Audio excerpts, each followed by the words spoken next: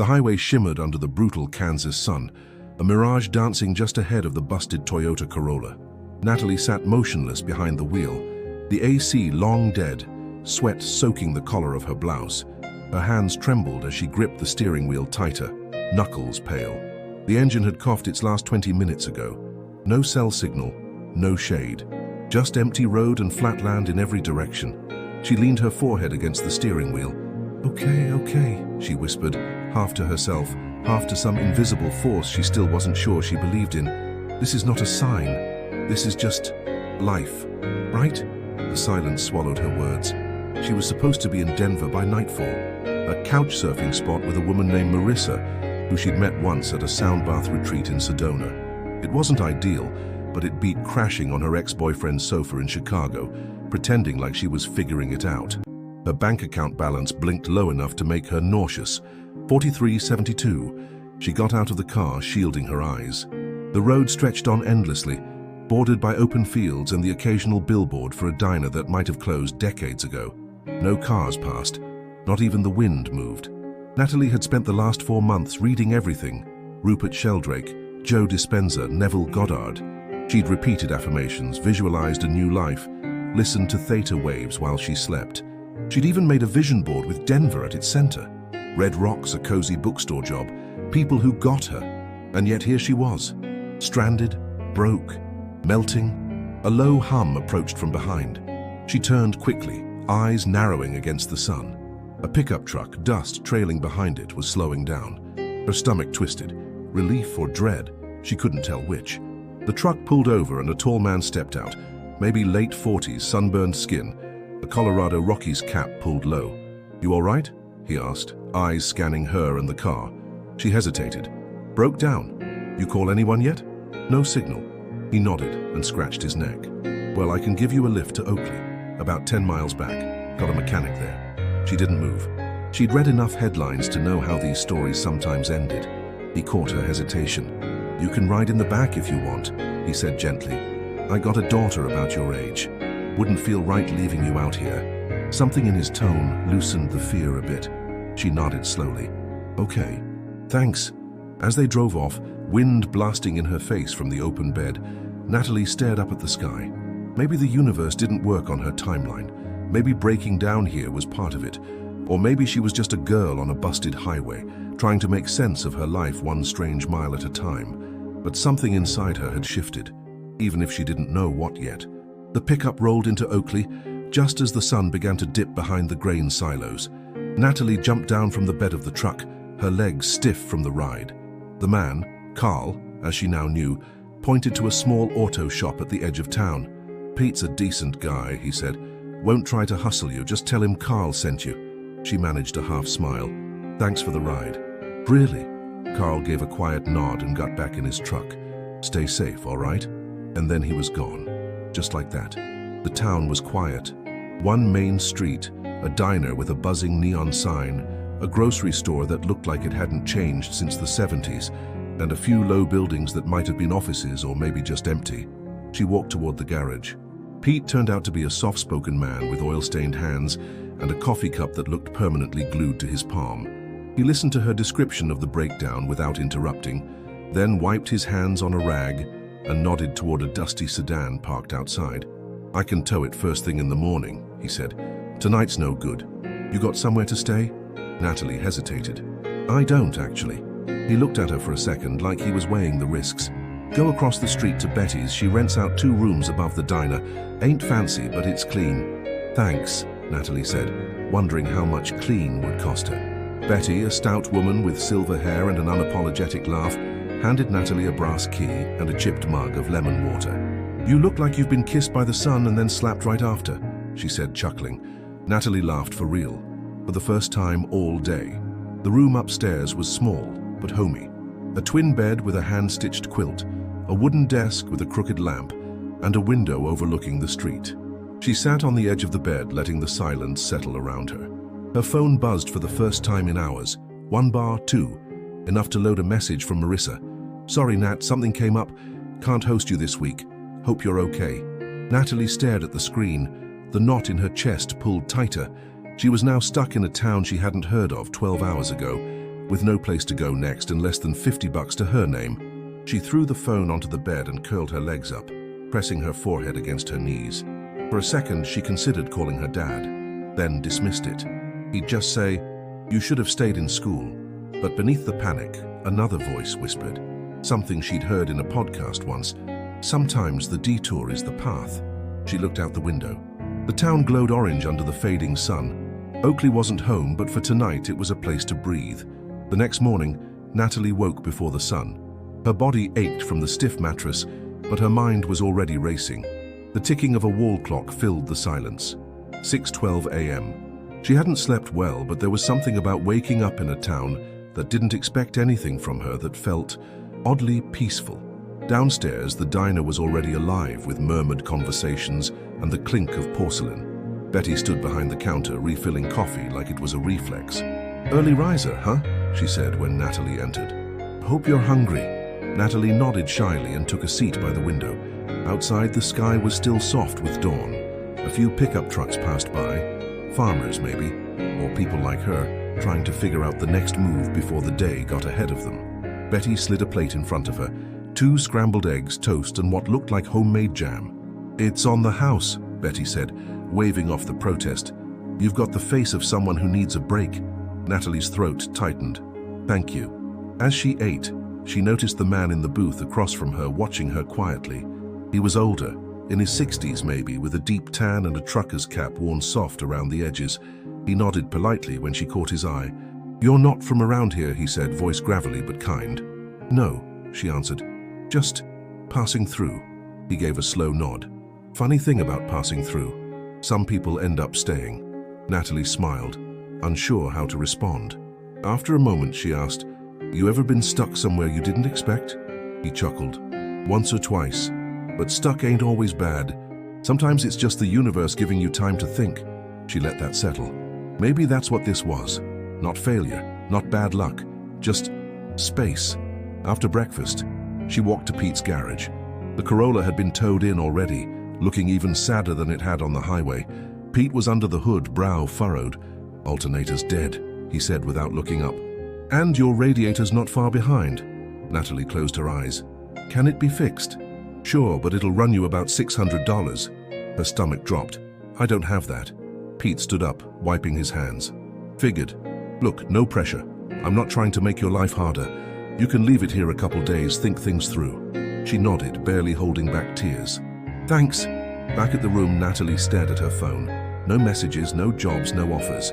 She had nothing left but time, her own stubborn hope, and the strange calm of a town that wasn't supposed to matter. She sat down at the desk, pulled a notebook from her bag and began to write. Not goals, not affirmations, just truth. "I don't know what I'm doing, but I'm here. And for some reason, I still believe something good is trying to find me." Natalie stood outside the grocery store, shading her eyes from the midday glare. She wasn't sure why she'd walked there. There was nothing she could afford inside, but being in motion felt better than sitting still. The town moved slow, like it had nowhere to be and all the time in the world to get there. As she turned to leave, something caught her eye. On the community bulletin board by the entrance, tucked between an ad for firewood and a lost dog poster, was a brightly colored flyer. "Local wellness center seeking help. Front desk, yoga assistant, flexible hours, start immediately." A handwritten note added at the bottom, "Ask for Jen." Her heart skipped. It wasn't a bookstore job in Denver, but it was something. Maybe even something meant for her. She copied the number down into her notebook and called from the payphone outside Betty's. A woman answered on the third ring. "Jen speaking." "Hi," Natalie said, trying to sound composed. "I saw your flyer about the front desk position." "Oh, that was fast. Are you local?" "Not exactly," Natalie said, "but I'm here for now." Jen didn't hesitate. "Can you come by this afternoon? We're just off Highway 83 next to the feed store." "Sure," Natalie said. "I'll be there." She hung up and stared at the receiver. Something about the ease of that conversation gave her a flicker of energy she hadn't felt in weeks. Betty lent her an old bicycle from behind the diner. "Beats walking in this heat," she said, smirking. The wellness center wasn't what Natalie expected. It was a converted barn, painted a cheerful yellow, with wind chimes on the porch and rows of shoes lined up outside the door. Inside, the air smelled like lavender and lemon balm. A fan hummed in the corner. Jen appeared from behind a beaded curtain, barefoot and smiling. She had thick, curly hair tied up in a scarf and eyes that looked like they'd seen every kind of breakdown and didn't judge any of them. "You must be Natalie." They talked for 10 minutes. Jen asked almost no formal questions, just what Natalie needed, how she was feeling, if she liked people. By the end, Natalie had the job. "Pays not much," Jen said, "but it comes with calm." Natalie almost laughed. "I'll take it." Jen handed her a small binder with opening procedures, a calendar, and a ring of keys. "Start tomorrow morning? I'll be here."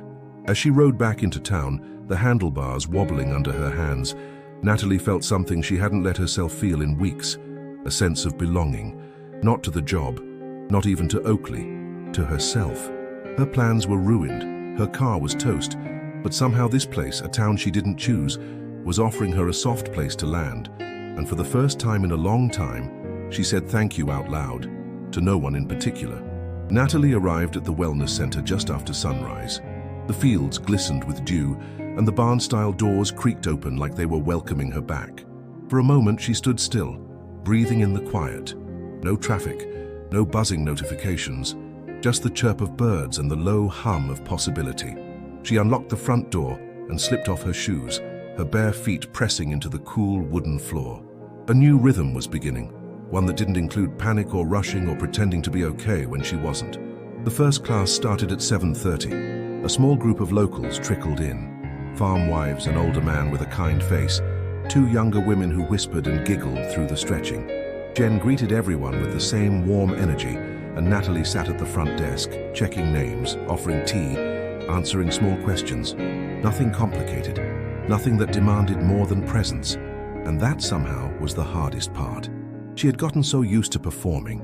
Back in Chicago, even at her most anxious, she could put on a smile, nod through meetings, give everyone the version of her they wanted. Here, there was no need. Nobody asked about her resume. Nobody cared what she'd failed at. They just saw her as she was, quiet, maybe tired, but real. After class, Jen came over with 2 mugs of herbal tea. "You settling in okay?" Natalie nodded. "It's peaceful here." "That's the goal," Jen said, sitting beside her. "But peaceful doesn't always mean easy. Stillness can bring up a lot." Natalie hesitated. "Yeah, I've been noticing that." They sat in silence for a while, sipping their tea. Jen watched her for a moment, then asked gently, "What brought you out this way anyway?" Natalie laughed under her breath. "A dream that didn't work out. Or maybe it just worked out differently." Jen smiled. "That's most of us. People think growth looks like climbing. Sometimes it looks like lying down in the dirt for a while." That night, back in her little room above the diner, Natalie opened her notebook again. But this time, she didn't write out of desperation. She wrote with curiosity, observations, questions, small things she noticed about the people at the center, the way Jen always made eye contact when she spoke, the man who closed his eyes every time he stretched his arms upward, like he was remembering something. She caught her reflection in the window, backlit by the warm lamp glow. Her face was softer somehow, not from comfort, but from the exhaustion easing its grip. The silence in Oakley wasn't empty, it was layered. Like the town had its own breath, its own memory of people who had wandered in for a while, searching for something they couldn't name. Maybe she wasn't stuck, maybe she was just still, and maybe for now, that was enough. A week passed. Natalie had fallen into the gentle rhythm of Oakley. Mornings at the wellness center, afternoons walking aimlessly, evenings with her notebook and lemon water from Betty's kitchen. It wasn't glamorous, it wasn't even stable, but it was honest. One Thursday afternoon, Jen asked if she'd cover a few minutes of meditation instruction. "Just until I get back from the store," she said, tossing Natalie the keys. "They already know the drill, just hold the space." Natalie's eyes widened. "I've never led anything before." Jen smiled. "You're not leading, you're just showing up." When the time came, Natalie sat at the front of the room, facing 7 quiet people on yoga mats. A few eyes were closed. The room was warm with afternoon sun. She cleared her throat and spoke softly. "Let's start by noticing the breath," she said, her voice a little shaky. "Don't change it. Just notice it, where it sits, what it feels like." The words weren't poetic. She wasn't a teacher, but no one got up and left. She closed her eyes too and focused on her own breathing. In, out, stay, here. After 10 minutes, she ended with a simple, "Thank you for being here." Later, as she was wiping down mats, the older man who always sat in the corner came over. "You have a grounding voice," he said. Natalie blinked. "Thank you. Some people make you feel like you're not alone," he added before walking out. She stood frozen, the cloth in her hand, heart racing not from fear, but from recognition. Back at Betty's, she sat in the diner. As the last rays of light hit the windows, Carl, the man who'd picked her up on the highway, walked in. He nodded when he saw her and slid into the booth across from her. "You still here?" he said, almost a question. "Yeah," she replied. "Turns out I needed to stop." He sipped his coffee. "You know, when I picked you up, you looked like someone running from a fire." Natalie gave a soft laugh. "I was. And now," she looked out the window for a moment, "now I'm learning to sit in the ashes." Carl nodded slowly. Not a bad place to start over. They sat in silence, the kind that doesn't demand anything. Just the clink of cutlery from the kitchen and the hum of the fridge behind the counter. Before he left, Carl said, "I'm heading to Denver next week. If you ever need a ride, offer still stands." Natalie looked at him and didn't answer right away. The thought of Denver felt distant, less urgent than it used to. "Thanks," she said. "I'll think about it." She watched him go, then pulled out her notebook. This time she didn't write about fear or plans, or what she thought she should be doing. She wrote, "Sometimes we don't need to know the next step. We just need to be present enough to hear it when it comes."